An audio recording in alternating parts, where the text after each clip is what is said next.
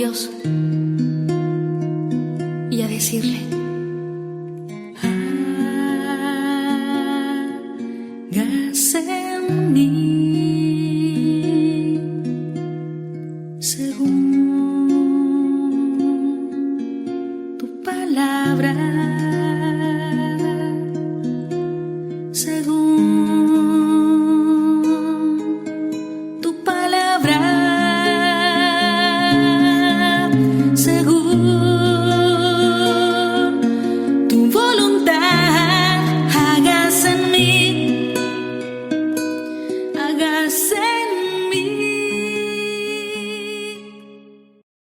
Entonces, lo primero, la tarea. ¿Qué numeral era? 2001. Bueno, en conclusión, Dios es el que lo hace todo. Todo lo hace Él. Si nosotros necesitamos acoger una gracia, ya Dios se hace en nosotros capacidad de acoger la gracia, porque es Él mismo el que acoge en nosotros la gracia. La preparación del hombre para acoger la gracia es una obra de la gracia, no es obra del hombre, es obra de Dios, porque la gracia es la vida de Dios en nosotros. Dios completa lo que Él mismo empezó. Fíjense, estas son frases bien interesantes. Él, por su acción, comienza haciendo que nosotros queramos lo que Él quiere hacer, que ni siquiera el deseo es nuestro, es de Dios, y termina cooperando con nuestra voluntad ya convertida. Por eso todo es gracia, todo es dádiva de Dios. Ni un pensamiento bueno es obra nuestra, todo es obra de Dios en nosotros.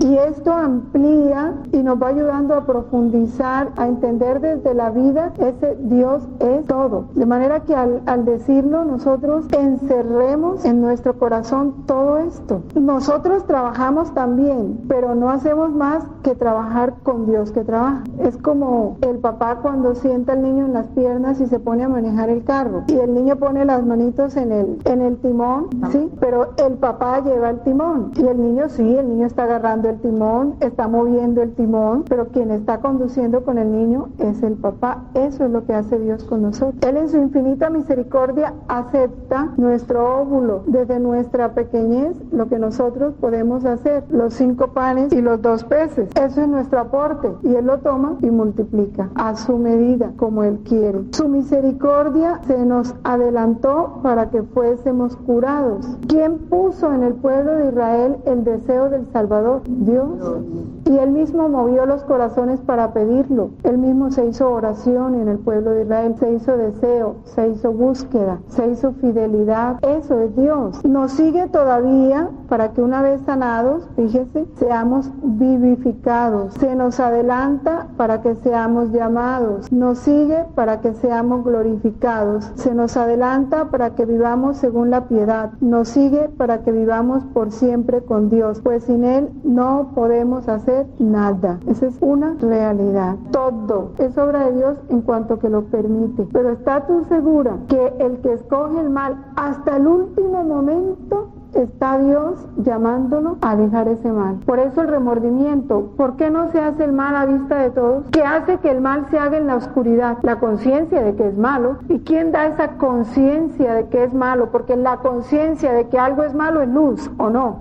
Claro. ¿Quién da esa luz? Dios. Y da el remordimiento. ¿Y por qué la persona se oculta o se pierde cuando ha hecho mal? Porque tiene la conciencia de que ha hecho el mal. Esa conciencia es ya obra de Dios en el alma, es presencia de Dios en el alma, porque Dios es la verdad, y la conciencia del mal es fruto de la luz frente a las tinieblas. Por eso no se busca la luz, porque se sabe que si se pone a la luz sale al descubierto su mal. Luego sí hay conciencia de mal, luego sí está Dios ahí presente. Lo que pasa es que no se le obedece, no se le escucha. Ese es el dolor del pecado de obstinación, que pese a que tiene la luz, pese a que sabe que es malo, lo hace. Mucho más grave que el pecado fruto de la ignorancia. De obstinación puede llegar a ser pecado contra el Espíritu Santo, porque conociendo la verdad no la sigue. Bueno, entonces continuamos con el numeral 502. Seguimos hablando de esa maternidad, y ahora vamos a hablar de la maternidad virginal. Siempre este misterio tiene que partir de la fe. Primero de la fe y de la revelación, porque son misterios que los sabemos porque se nos han revelado. Porque si el profeta Isaías no hubiera dicho que el Salvador nacería de una virgen, no se hubiera conocido. Entonces es la iglesia quien a través de la fe y de la revelación va descubriendo estos misterios y los va confirmando. Quiso Dios que su Hijo naciera de una virgen. Esto es comprensible si nosotros nos detenemos en quién es el Hijo de María y qué misión tiene el Hijo de María, para nosotros entender que tenía que ser así y no de otra manera, ¿no? Y por eso dice, estas razones se refieren tanto a la persona y a la misión redentora de Cristo como a la aceptación por María de esta misión para con los hombres. La Virgen nos explica en su libro, cuando habla de sus desposorios con San José, que dice que para ella, como su voluntad humana no tenía vida, quien vivía en ella era la voluntad divina, entonces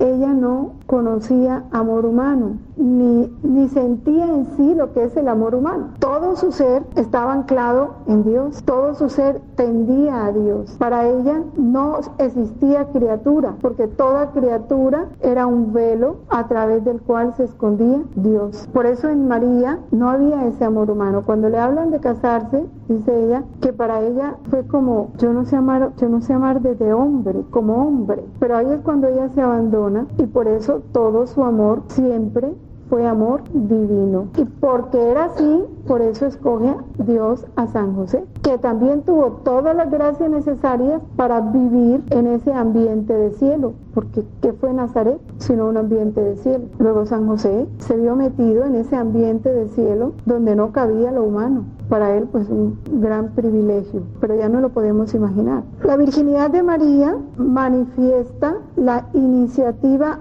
absoluta de Dios en la encarnación. Jesús no tiene como padre más que a Dios. La naturaleza humana que ha tomado no le ha alejado jamás de su padre, consubstancial con su madre en nuestra humanidad. Entendemos eso, ¿no? Consubstancial con su madre en nuestra humanidad, pero propiamente hijo de Dios a sus dos naturalezas, porque tanto la naturaleza humana de Jesús fue obra de ¿quién? De Dios. Ahí no intervino hombre. Se tomó el germen de María, que era un germen purísimo, divino, porque el germen de María era fruto de la voluntad de Dios que vivía en ella, porque en toda María actuaba solo la voluntad de Dios. ¿Betty? Bueno, entonces está muy claro. Es bellísimo lo que Betty nos expone, porque fíjense, el genoma materno forma su cuerpo. Ese cuerpo, ese velo que iba a cubrir toda la persona, la segunda persona de la Santísima Trinidad, tenía que ser purísimo, tenía que ser un cofre purísimo, y ese cofre purísimo solo podía ser formado por una criatura purísima, inmaculada, cuyo germen no estuviera manchado con nada. Porque en María los respiros, la circulación, todo era fruto del fiat divino, aún lo material. Y la parte del genoma masculino, como nos dice Betty, que es el nutrir, la sangre, todo eso, el oxígeno, lo da el Padre, y el Padre era el Espíritu Santo, la misma voluntad de Dios. Por eso Jesús dice que a él lo nutrió la voluntad de Dios, y fue la voluntad de su Padre la que lo alimentó en todo instante. Un único alimento tengo, la voluntad de mi Padre. Ya lo vamos entendiendo más profundamente, ¿no? Y ahora una civilización médica más todavía. Eso es bellísimo. Entonces se nos aclara muchísimo más lo que es el misterio de la encarnación y la maternidad de María. Les pido el favor de anotar las preguntitas, porque como estamos grabando, para no hacer tanta interrupción, y luego las preguntas y las respuestas las grabamos para que quede completo el cassette. Claro. Por eso es propiamente hijo de Dios a sus dos naturaleza. Jesús fue concebido por obra del Espíritu Santo en el seno de María, porque Él es el nuevo Adán que inaugura la nueva creación. Esa creación primera que Dios hace en Adán y que se pierde, porque pierde la semejanza con Dios. Y en Jesús se da el nuevo Adán, porque Él inaugura esa nueva creación, a la que estamos llamados nosotros, a formar parte de esa nueva creación. El primer hombre salido de la tierra es terreno, el segundo viene del cielo. Por eso la humanidad de Cristo, desde su concepción,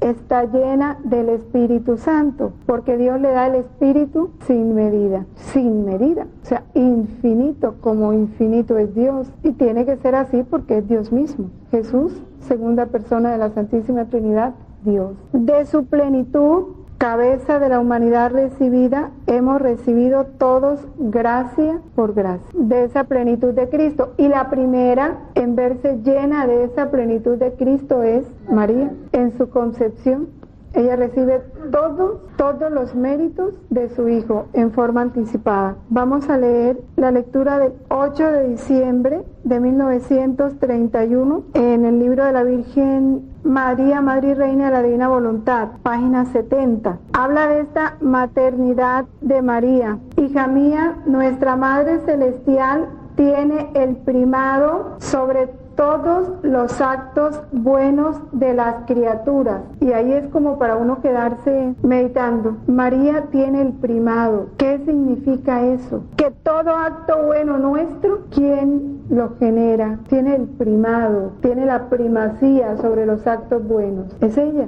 Por eso lo que decíamos de la gracia. Si toda gracia nos viene por María y todo acto bueno es una gracia, ¿de dónde salen esos actos buenos? ¿Quién reviste esos actos buenos? María, en nosotros. Cada acto bueno tiene el primado sobre todos los actos buenos de las criaturas. Ella tiene el encargo, misión de Dios, y el derecho de recogerlos todos, junto a los que ella misma hizo. Su ternura de madre y de reina es tal que apenas se da cuenta de que el alma se dispone a hacer un acto de amor, de inmediato hace que descienda de su trono un rayo de su amor para investir, vivificar y envolver el acto de la criatura. Y cuando ha sido formado, ella hace que se eleve a través de su mismo rayo hasta el manantial mismo de su amor, y presentándoselo a Dios le dice, esto con cada acto bueno. Majestad adorable, en mi amor que siempre surge por ti, está también el amor de mis hijos, fundido en el mío.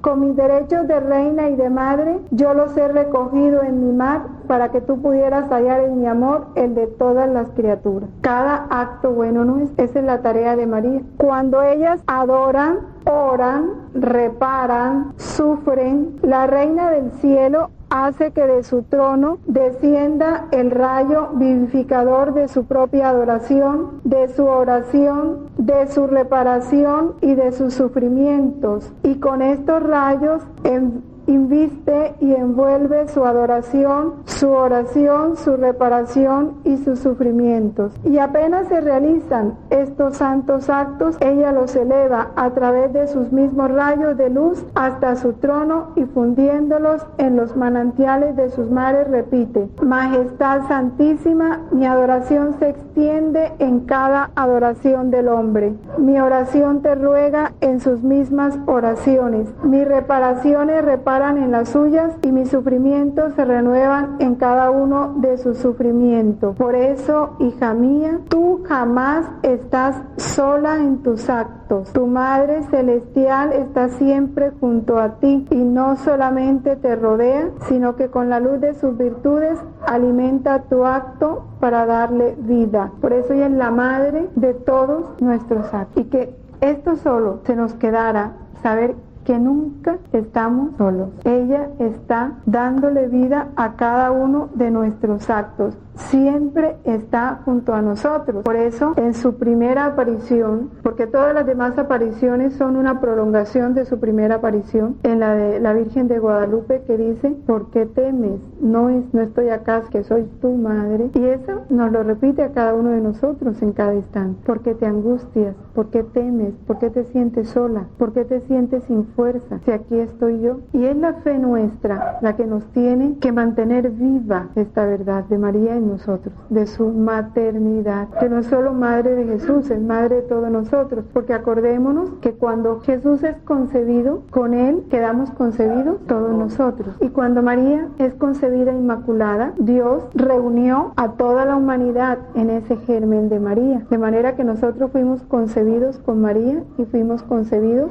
con Jesús. Pasamos al numeral 505. Por esto el vivir como hijos de María es vivir esto. Yo siempre pienso los grupos como la Legión de María, todos esos grupos que se han formado en torno a María, si todavía conservan esta verdad o cuán distantes están de esta verdad, porque es para que un hijo de María viva la plenitud, porque está con ella. Son verdades después de irlas entrando en el corazón, porque son esas las que van a fortalecer nuestra vida en todo momento. El 505 nos habla de Jesús, el nuevo Adán, inaugura por su concepción virginal el nuevo nacimiento de los hijos de adopción en el Espíritu Santo por la fe. Esto es bellísimo. Inaugura, lo que quiere decir que Él es el primero, pero que después de Él van a seguir todas esos nuevos nacimientos de los hijos de adopción en el Espíritu Santo por la fe. Es el Espíritu Santo el que nos engendra para el cielo como hijos adoptivos en el bautismo, pero es realmente un nuevo nacimiento, el verdadero nacimiento, ni le pudiéramos llamar nuevo, el verdadero nacimiento en el bautismo. Pero cuando el bautismo se hace vida, porque si el bautismo no es una vida, no hubo nacimiento, o se murió a los días, se perdió la vida, se perdió la vida. Esa es la gran responsabilidad del bautismo por el Espíritu Santo. ¿Cómo será esto? Dice ella. La participación en la vida divina no nace de la sangre, ni de deseo de carne, ni de deseo de hombre, sino de Dios. Fuimos bautizados no por nuestros papás, fue la respuesta a un llamado que Dios nos hizo desde antes de la creación del mundo y que se está realizando en el tiempo, en ese instante, pero todo ha sido dispuesto por Dios para que eso se diera, porque nos creó para ser sus hijos. Y nunca alcanzaremos a penetrar la grandeza de haber sido elegidos como hijos de Dios. Tal vez en la eternidad, cuando ya se nos quiten los velos de la carne y de esta parte material, podamos alcanzar a entrar un poquito, a comprender este abismo de amor de Dios para con nosotros, lo que es ser sus hijos, porque es un privilegio. Así que todo lo dispuso el que naciéramos en este hogar, en este país, en estas condiciones, para que fuéramos bautizados, para que tuviéramos el sello de su familia divina, que es ser sus hijos. Por eso es gracia, por eso hay que celebrarlo como un don. Y como dice el Papa, es un privilegio, pero también es una responsabilidad. Cuando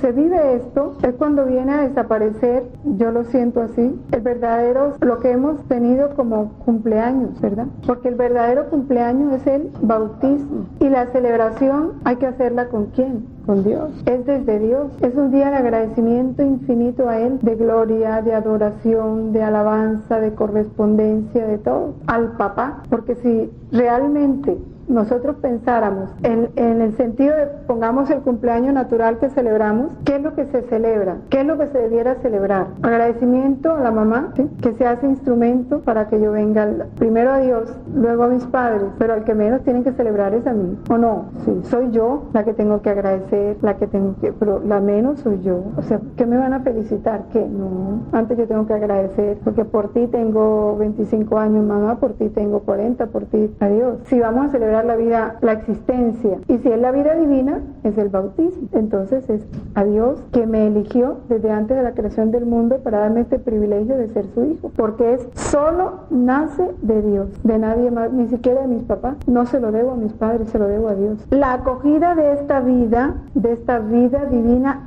es virginal, porque toda ella es dada al hombre por el Espíritu.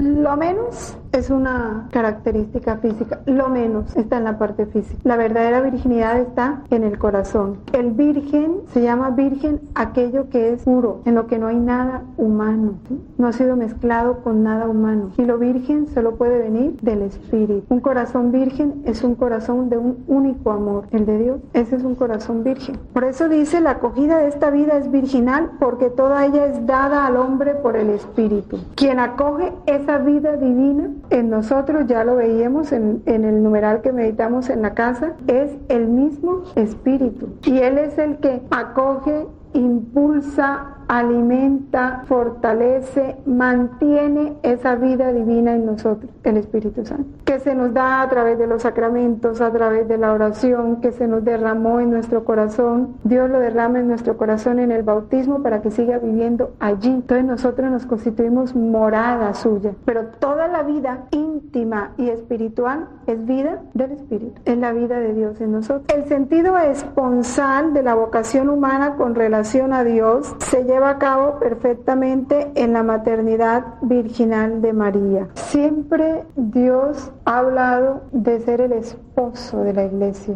de ser nuestro esposo, el esposo de las almas. Cuando Dios habla de ser esposo nuestro, que está hablando de esa relación esponsal, ¿cómo es una relación esponsal? Íntima, ¿sí? Única, inseparable, exclusiva, no admite un tercero, o sí, no lo admite. Esa es la relación esponsal, y esa es la relación que Dios quiere tener con cada alma, porque para Dios se hace único para cada alma, porque Él es Dios y es inmenso, puede hacerlo único para cada alma, para vivir en esa intimidad, en esa relación de amor. En María, esta relación esponsal se llevó a cabo perfectamente, porque se dejó fecundar, plenificar por el Espíritu Santo, por eso es la esposa del Espíritu Santo, porque Él la poseyó plenamente y la fecundó y dio en ella el fruto. Esta relación es la que Dios quiere tener con el alma. Si lo vamos a mirar, es un darse,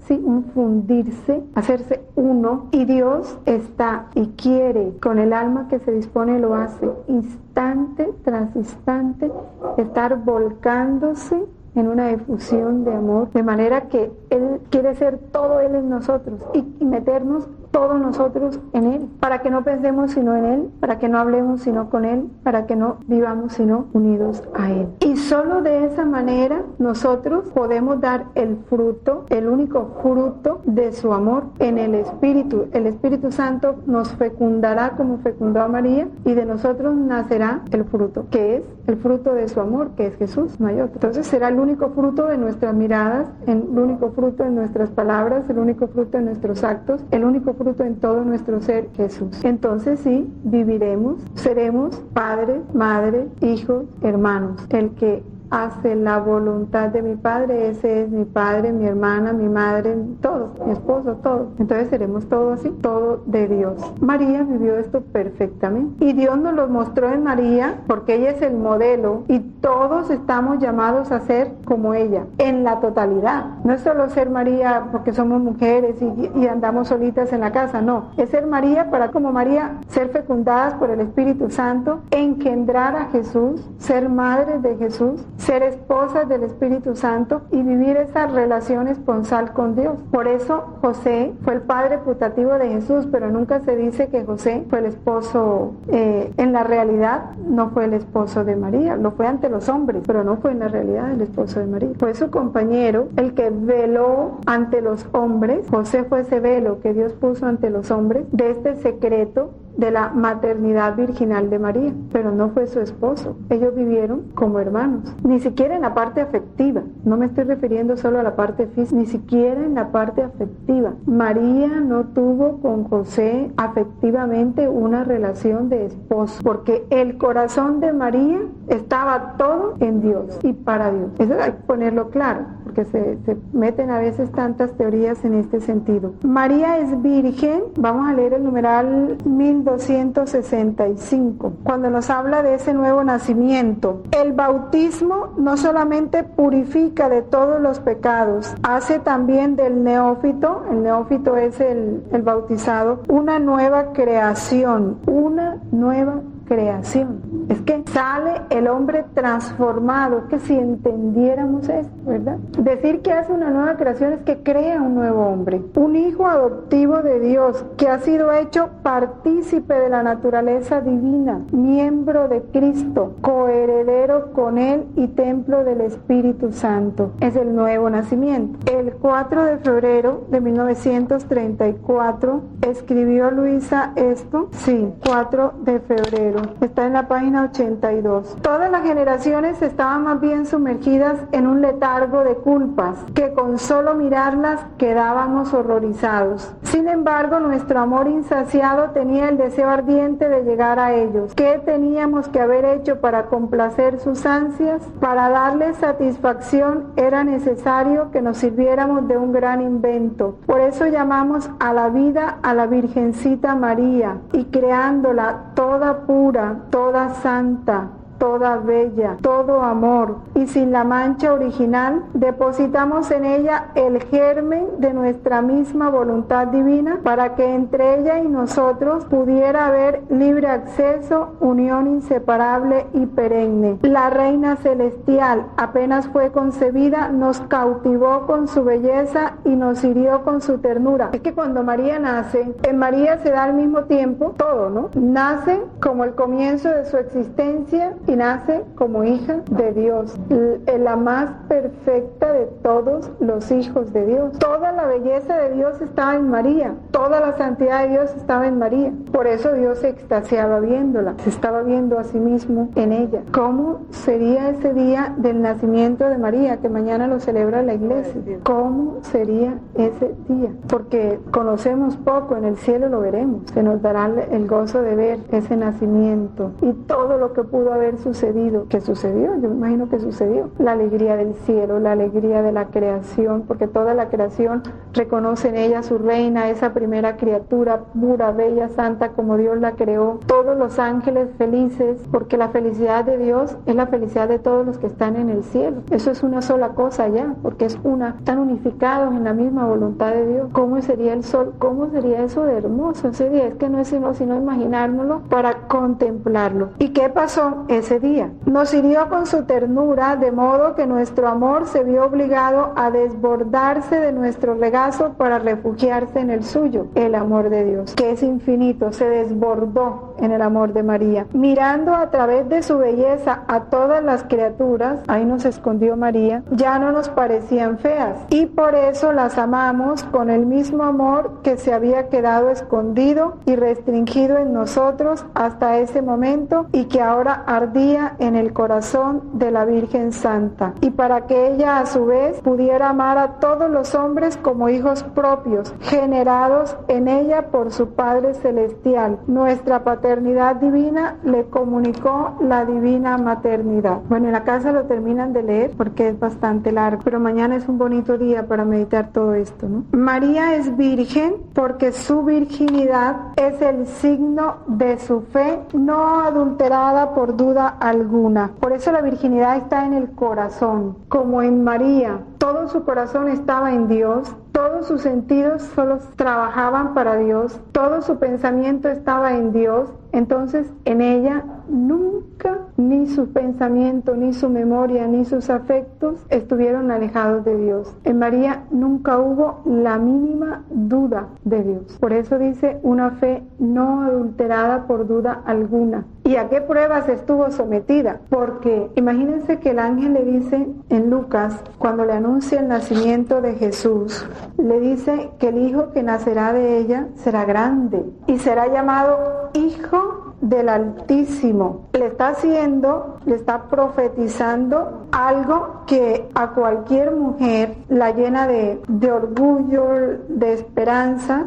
Él será grande y llamado Hijo del Altísimo, y le dará el Señor Dios el trono de David su padre, y reinará en la casa de Jacob por los siglos, y su reino no tendrá fin. Y pasan 30 años después de que nace el niño, en Lucas 1:32. Pasan 30 años, ¿y qué ve María de esto? ¿Se le dará el trono de David? Nada que ver. No ocupó ningún puesto de relevancia en su pueblo. Cuando, por el contrario, lo calumnian, le hacen mofa, se burlan de él, le dicen que es un endemoniado, lo critican. Así que de reinado, de trono, nada que ver. ¿Qué vio María de eso? Nada. Dudó en algún momento de que lo que me dijo el ángel sería de Dios o sería del demonio. Sería una mentira, sería que yo me ilusioné. Si aquí no hay nada de lo que el ángel me dijo, nada de eso hubo en María. María. No hubo ni una duda. Siempre vivió la certeza de que las promesas de Dios se cumplirían. Así ella no las viera. Iba firme en la esperanza. Y lo vio crucificar y vio que lo enterraron, pero vivió siempre con la esperanza. Ella sabía que su hijo triunfaría, porque vivía la certeza de lo que Dios le había anunciado. Por eso Isabel la proclama: bienaventurada tú, porque has creído que todo lo que se te ha dicho se cumplirá. Y se lo está diciendo cuando todavía Jesús no ha nacido, porque fue inspirada por el Espíritu Santo. Como ya en Dios todo es un acto único, ya toda la vida de María estaba en Dios. Entonces ya Dios sabía la certeza de su fe, porque en María vivía esa voluntad de Dios, que es la única que nos da esta virginidad, no adulterada por duda alguna. Es la posesión de la voluntad de Dios la que nos va a dar esa firmeza en la fe, porque ¿quién es la fe? Dios. Es Dios mismo en nosotros que nos va a mantener firmes. Son inmutables en toda circunstancia, cualquiera que sea, firmes en la fe, en el conocimiento de Dios, en la certeza de su amor para con nosotros. Pásenos lo que nos pase. Es mirando a María que nosotros vamos adquiriendo esto, vamos poseyendo esta herencia que ella quiere darnos a cada uno de sus hijos. Esta virginidad también es el signo de su entrega total a la voluntad de Dios. Entrega total a la voluntad de Dios. Cuando estudiamos en el trabajo de Julieta, que fue bellísimo, ese reino de Dios es pensar en eso, ¿no? Esa entrega total a esa voluntad de Dios, manifiéstese como se manifieste. Puede que veamos cosas absurdas para nosotros, ilógicas para nosotros, al revés según nuestros criterios, desordenadas según nuestro modo humano de concebir el orden, pero como los modos divinos distan de los modos humanos, como dista el cielo de la tierra.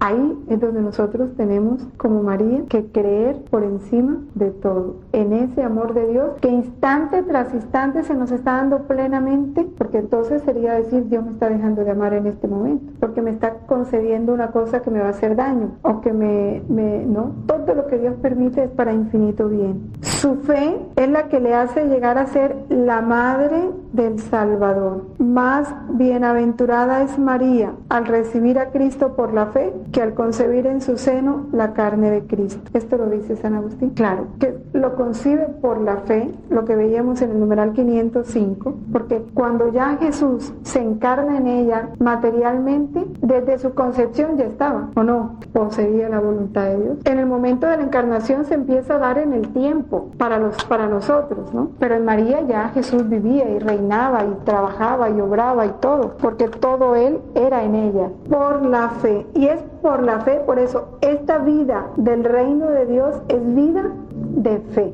Es vida interior. El reino de Dios se dará en el corazón de cada uno de nosotros, porque yo puedo teóricamente decir muchas cosas, puedo saber muchas cosas, pero si en mi corazón no está esa apertura y disposición y docilidad a lo que el Rey quiera y dejarlo actuar como Él quiera, no puedo establecer el reino de Dios en mi corazón. No se puede, porque aquí sí no valen las apariencias, aquí sí no valen los actos externos. Aquí lo externo tiene que ser fruto de lo interno. No, aquí no vale nada. Aquí es una transparencia, una sola pieza frente a Dios. En el numeral 1814, que nos habla de la fe. La fe es la virtud teologal por la que creemos en Dios y en todo lo que Él nos ha dicho y revelado. ¿Y qué es lo que Él nos ha dicho y revelado? Que Él nos ama. Si fuéramos a sintetizar todo lo que el Padre nos dijo en Jesús y todo lo que nos sigue diciendo a través de la Iglesia,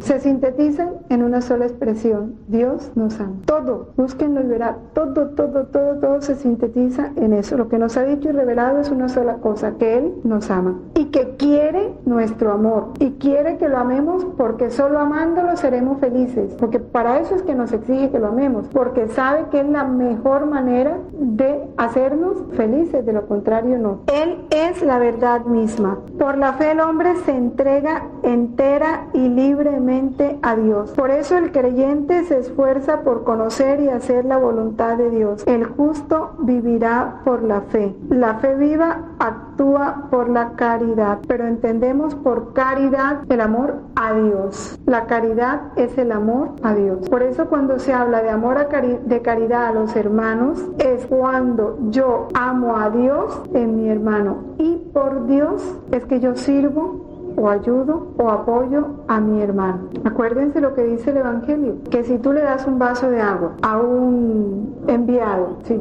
porque es enviado mío, tu paga te la doy, recibirás mi paga, sí. Pero si se la das porque es, ¿cómo es que dice exactamente la cita? Bueno, quiere decir que si se la das porque es hermano, porque te gustó, porque te simpatizó, recibirás paga de hombre. Eso es lo que Jesús nos dice en esa parte. Si lo miras como hombre, recibes paga de hombre. Si lo miras, si se la das porque es un enviado mío, recibirás mi paga. ¿Cómo? Se la darás en mi nombre, ¿sí? Entonces Dios nos recompensará, recibiremos recompensa divina. Pero si se la damos por ser hombre, recibiremos recompensa humana. Eso es lo que se hace en la relación con los hombres. Si yo doy una limosna o hago cualquier servicio porque me da pesar, porque es mi amigo o mi amiga, o porque ha sido muy buena conmigo y como no le hago este favor, porque él me ayuda mucho, porque mañana o pasado yo voy a necesitar de él, todos esos son motivos humanos. Entonces recibiré paga humana. Ahí no hay amor de caridad. Ni siquiera cuando hago las cosas por compasión, pobrecito, es que me da pesar.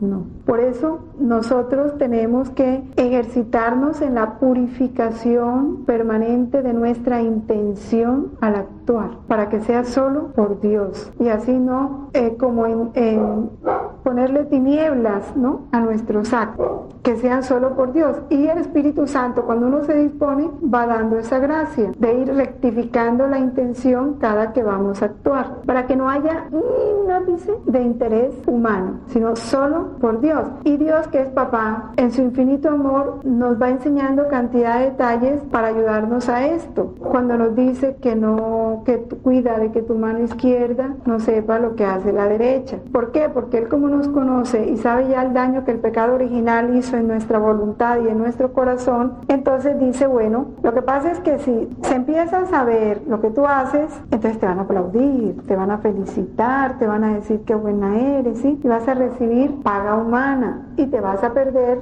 la paga divina. Y yo quiero para ti la paga divina. Entonces, por favor, oculta eso. En los volúmenes de Luisa dice que una acción oculta vale para él más que miles y miles de acciones buenas hechas al público. Así lo dice, que le encantan las cosas secretas, pero es por esto, porque solo quedan para él. Es cuando se ve que el hijo solo actuó para él, o sea, solo le interesa agradarle a él. Y muchos detalles de ese estilo nos enseñó él, ¿no? De no revelar, de mantener oculto para cuidar nuestro corazón y para mantener nuestra intención purificada en favor nuestro. Son los consejos del papá para el hijo, y que a veces nosotros no les ponemos cuidado, nos parece que no, pero él es cuidándonos, ¿no?, enseñándonos, protegiendo. El 8 de julio de 1935, en la página 95 del mismo libro de María, Madre y Reina, nos habla de la participación de la Virgen en la Eucaristía y cómo en el cielo los que viven en la divina voluntad se transformarán en soles y estrellas que coronarán a la soberana celestial. Hija mía, qué hermosa es mi madre. Su imperio se extiende por doquier, su belleza encanta y encadena todos los corazones. No hay ser que no caiga de rodillas para venerarla. Piensa que tanta belleza tiene su origen en la inseparabilidad del querer divino que le fue conferida. En virtud del mismo idéntico fiat que pronunciamos siempre juntos, y esto pasa con nosotros, ni pensemos que el fiat que pronunciamos lo hacemos solo. Siempre está Jesús pronunciando con nosotros el fiat voluntas tua. Ella participa en todas mis obras y tiene el derecho de hacer todo lo que yo hago. Yo jamás realizo algo sin su contribución. En toda su vida no hubo nada que yo hiciera en lo que ella no hubiera participado. La inseparabilidad con su hijo. Hijo. También estuvimos unidos inseparablemente en la institución de la Santísima Eucaristía. ¿Con cuánta unión debemos nosotros, unión a María, debemos vivir la misa, verdad? Ella está ahí, está con el sacerdote, está en el sagrario. Así como quise obtener su fiat antes de encarnarme en su seno virginal, lo quise también cuando estaba para dar inicio a mi vida sacramental. Además, ¿con qué corazón habría podido hacer un lado a mi madre en un acto en el que mi amor hacía alarde de exuberante excesos hasta llegar a lo increíble? La constituí reina de mi vida sacramental. No hay palabras suficientes para describir con qué generosidad acogió su nueva misión materna, ni frases capaces de expresar la ternura con la que me renovó el ofrecimiento de su seno y de su hermosa alma, para ponerme al seguro de las horrendas ingratitudes y de los enormes sacrilegios que desgraciadamente yo iba a sufrir en mi sacramento de amor. Imaginémonos a un Dios omnipotente, sabio, diciendo que no hay palabras suficientes para describir la generosidad y la ternura con que María acogió esa misión de ser madre y cuidar su vida sacramental. ¿Cómo sería esa ternura de María infinita? Pues tenía toda la infinitud. Si yo pido con tanta insistencia que mi voluntad llegue a ser vida del hombre, es porque quiero que me acompañe en todos mis actos. Aquí, a través de esa voluntad de Dios, nosotros nos volvemos inmensos, porque si vamos a acompañar a Jesús en todos sus actos y en cada instante se está celebrando la Eucaristía, ¿qué significa eso? Que vamos a estar con Él en cada misa que se celebre en el mundo, que vamos a estar con Él en cada hostia que hay en cada sagrario, que vamos a estar con Él en el corazón de cada hombre, porque Él está en el corazón de cada hombre, haciendo con Él todo lo que Él hace, porque anhelo que me ame con mi mismo amor y que obre por medio de mi obrar. Yo no quiero ser un Dios aislado y tampoco consiento que mi criatura viva sola, sino que tome parte a todas nuestras obras divinas. Bueno, esta es la invitación que Dios nos hace, ya nos toca a nosotros aceptar este don tan grande o no. En el 507, María es a la vez virgen y madre, porque ella es la figura y la más perfecta realización de la Iglesia. O sea, que María es,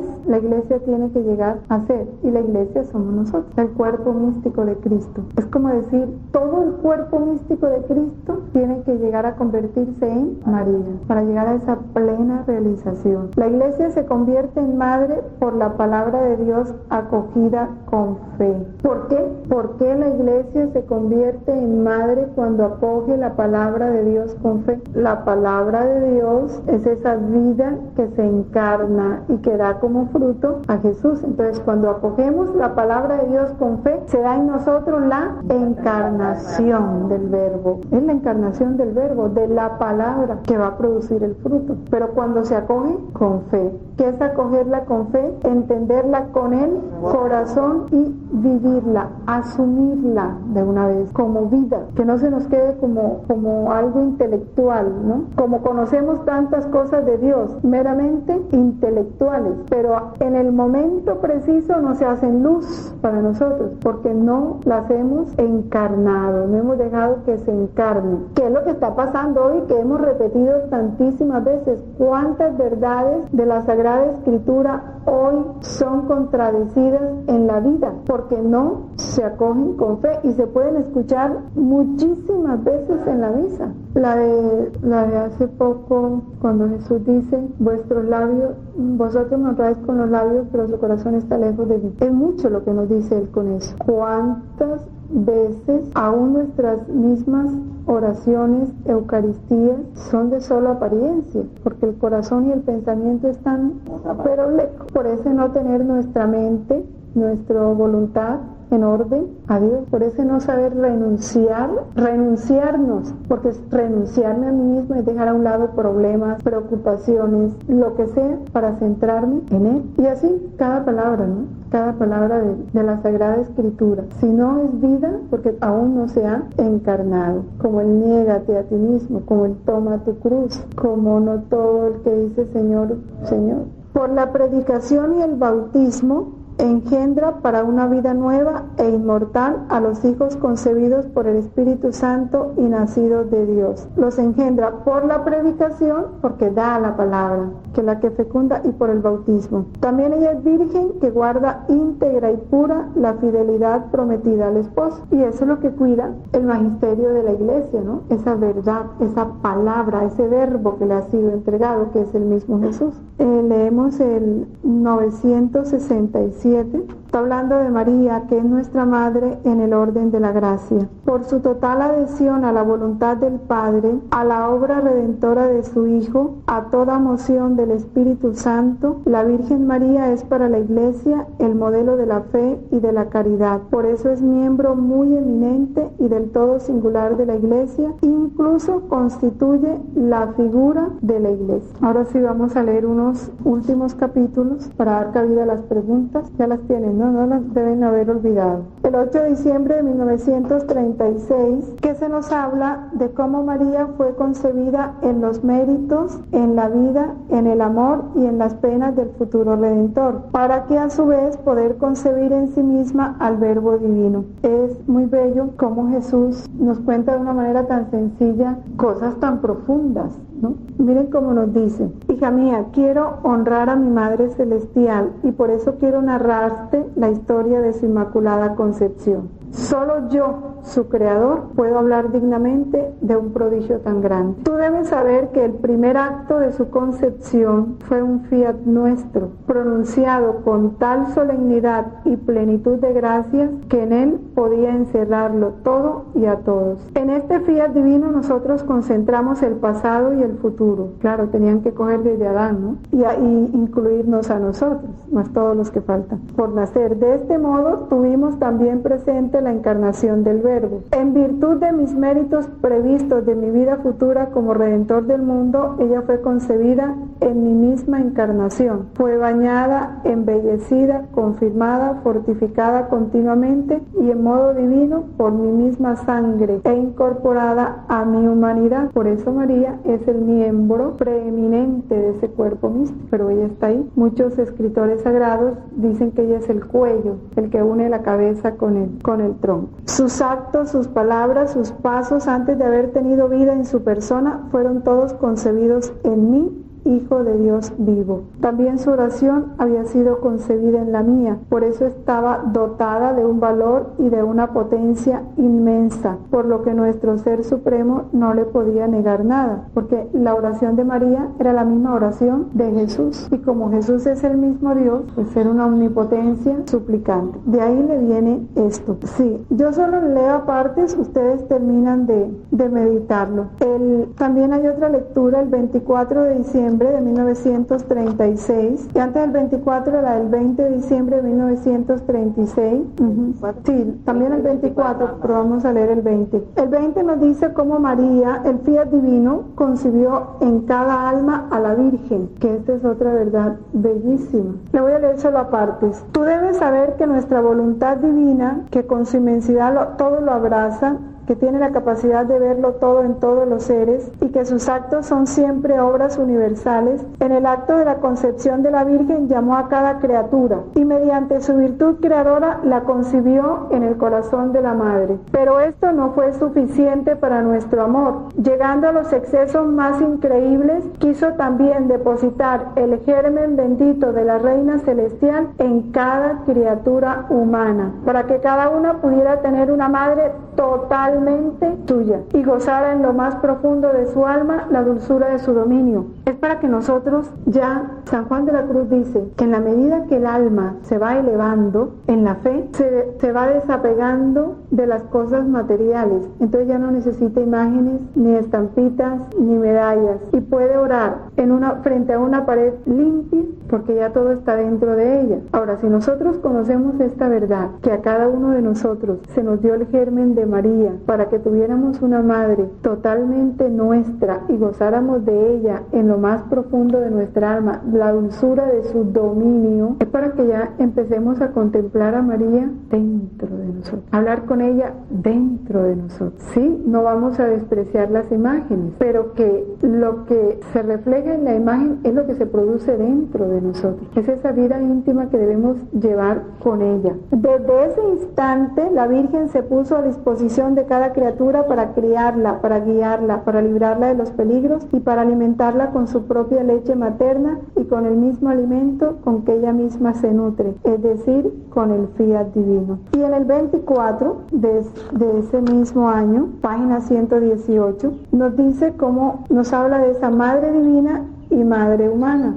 Y la carrera de amor de Dios, esa carrera del amor de Dios que esta madre hace, la veloz carrera del amor de Dios que en virtud del fiat eterno hace que esta Madre Celestial genere a su Hijo en cada criatura. Esa es la tarea de María, generar a Jesús en cada uno de nosotros. Y el 28 de diciembre de 1936, en la página 123, estos son capítulos bellísimos. Yo creo que el mejor regalo de cumpleaños que le podemos hacer a María mañana es sentarnos a meditar y a bebernos estas verdades que Dios mismo nos da de su madre para que la conozcamos y sobre todo lleguemos a alcanzar lo que ella quiere para cada uno de nosotros. Dice, la heredera celestial invita a sus propios hijos a tomar posesión de todos sus bienes y les da como dote a las almas su amor materno para transformarlas con singularidad en Madre de Jesús. Es como para que todos mañana nos reunamos con la Madre a celebrarla,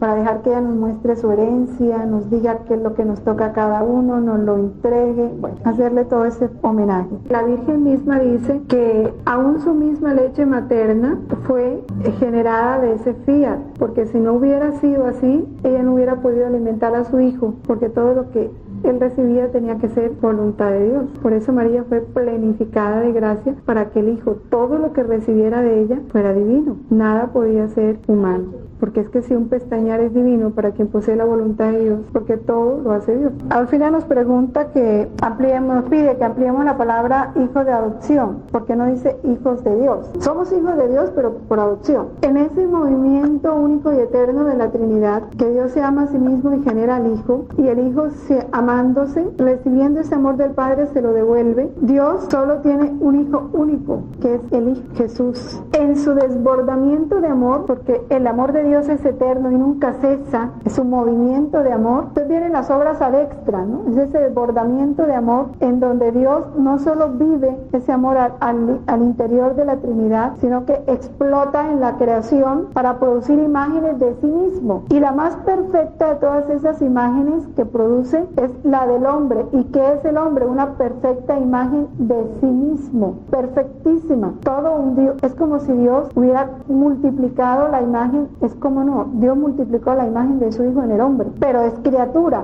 porque el Hijo es Dios, no es creado, es generado, no creado. La criatura, el hombre es creado, y por eso Dios lo somete a la dependencia para que el hombre nunca se olvide que es criatura, y le da una obediencia sencilla: no comas de eso, no te toca conocer el bien y el mal. El hombre, tentado por el espíritu de la mentira, no se somete y rompe esa unidad de voluntad. Sin embargo, Dios lo eligió desde siempre para vivir en una intimidad de amor con Él como la vive el Hijo. Pero para poder el hombre vivir en esa intimidad de amor con Dios, tiene que hacerlo en el Hijo. Por eso con Él y en Él fueron creadas todas las cosas, es decir, dentro de Jesús. En esa unidad de voluntad con Jesús fuimos creados para ser hijos en el Hijo. Esa era la condición, porque somos criaturas, que no podemos olvidar nuestra condición de criaturas. Como esto se rompe con el pecado original y los planes de Dios no pueden quedar truncados, porque Dios es Dios, es como si el demonio hubiera triunfado, porque ya te desbaraté el proyecto de amor. No, Dios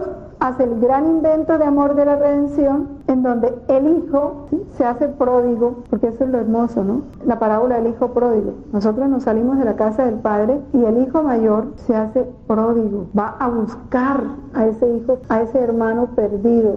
Jesús viene, se hizo hijo pródigo y tomó las mismas condiciones y todo para volvernos a la casa del Padre como hijos adoptivos. Eso significa que no somos Dios, somos criaturas. Y la condición de hijo nos la da Dios por puro amor, sencillamente porque nos crió para que viviéramos en una intimidad de relación. Es que cuando uno contempla eso dice, pero qué brutos somos. ¿Cómo es que no volvemos rápido a esa condición? Porque es que queremos seguir viviendo como esclavos, alimentándonos de los alimentos de los cerdos, que es todo lo humano, cuando estamos llamados a una condición divina. Pero como estamos, nuestra mente está todavía tan entenebrecida, tan ennublada por tanta cosa, no alcanzamos como a penetrar la grandeza de este misterio, del ser hijos adoptivos. Porque ¿qué significa hijos adoptivos? Imagínate lo que leímos del bautismo, herederos con Cristo. Nos puso a la par de Cristo, nos hace idénticos a su Hijo. Nos pone la gloria que tú me diste y yo se las he dado a ellos. Que ellos vean que tú los amas a ellos con el amor con que me amas a mí. ¿De dónde acá? O sea, ¿qué hicimos para merecer tanto? Solo que somos adoptivos, o sea, somos criaturas. Lo que Jesús lo recibe por naturaleza. En cambio a nosotros se nos da por gracia, por pura gracia. Por amor de Él. Por puro amor, claro. Es esa la condición. Por eso digo que cuando uno penetra esto dice, no, si estamos bien tarados todavía como para seguir pegados a lo que no nos toca ni nos pertenece, porque somos llamados a una vida, somos de estirpe divina, dice San Pablo, de estirpe divina. Nuestra familia es la Trinidad. Hablando de cómo María es este numeral, piden que lo amplíe, es el numeral 503, que habla de la virginidad de María, manifiesta la iniciativa absoluta de Dios en la encarnación. La naturaleza humana que ha tomado no le ha alejado jamás de su Padre, consustancial con su madre nuestra humanidad, pero propiamente hijo de Dios a sus dos naturalezas. Entonces Betty nos va a explicar desde su punto de vista médico eso, que es muy bello, y lo ampliamos.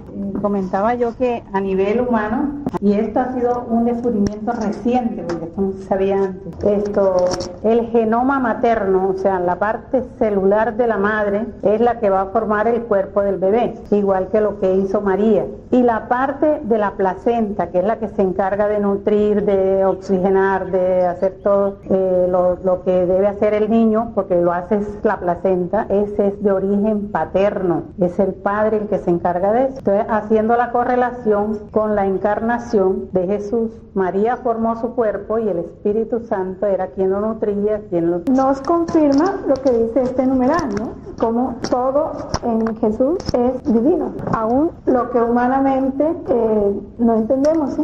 Pero que ya Dios nos lo va haciendo entender, porque es el momento de llegar a la plenitud de la verdad, porque ese descubrimiento de la ciencia es fruto del Espíritu Santo, que inspira a los científicos para irles descubriendo nuevas verdades que nos van dando luz sobre estos bellos misterios del amor de Dios para con nosotros. ¿Hay otra pregunta? Bueno, esto lo estudiamos, pero también cuando lleguemos a los sacramentos, pero podemos adelantar un poquito. El bautismo de los cristianos hechos en el nombre del Padre y del Hijo y del Espíritu Santo es válido. Yo no sé cuáles son nosotros, pero te hablo de los bautismos cristianos hechos así.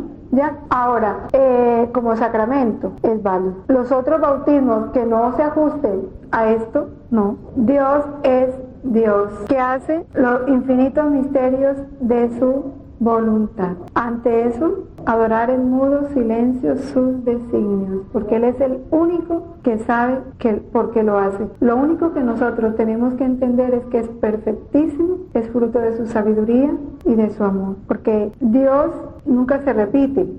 ¿Por qué la orquídea no es como la rosa?